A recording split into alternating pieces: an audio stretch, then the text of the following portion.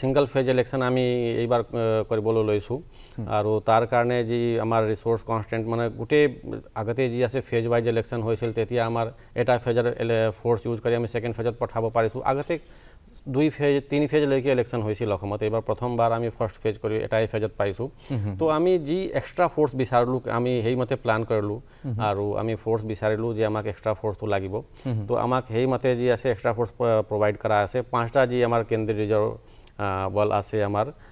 CRPF BSF ITBP SSB আৰু CISF তেওঁলোকে plus 18খন ৰাজ্যৰ পৰা সশস্ত্ৰ বাহিনী আমাক দিয়া হৈছে তো তেওঁলোকক আমি অলৰেডি ডিপ্লয়মেণ্ট কৰি দিছোঁ তো ৰাইজৰ সুৰক্ষা যি আছে আমাৰ ভোটাৰ যিসকল তেওঁলোকে ভোটদান কাৰণে যাব তেওঁলোকৰ কাৰণে অলৰেডি আমি এইটো আমাৰ কোম্পানী যিমান বাহিৰৰ পৰা ফ'ৰ্চ আহিছে আমি স্ট্ৰেটেজিক লোকেশ্যন সেই হিচাপে আমি ডিপ্লয়মেণ্ট কৰি থৈছোঁ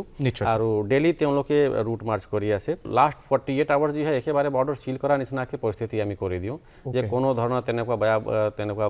বস্তু কোনোবা আনিব নোৱাৰে ইলেকশ্যনটো আৰু বেড কেৰেক্টাৰ এলিমেণ্ট কোনোবা বেলেগ ৰাজ্যৰ পৰা আহিব নোৱাৰে সেইখিনি আমি বৰ্ডাৰ সিল কৰা নিচিনাই প্ৰায় কৰি দিওঁ আৰু এতিয়ালৈকে তেনেকুৱা কোনো ধৰণৰ অপ্ৰীতিকৰ ঘটনা হোৱা নাই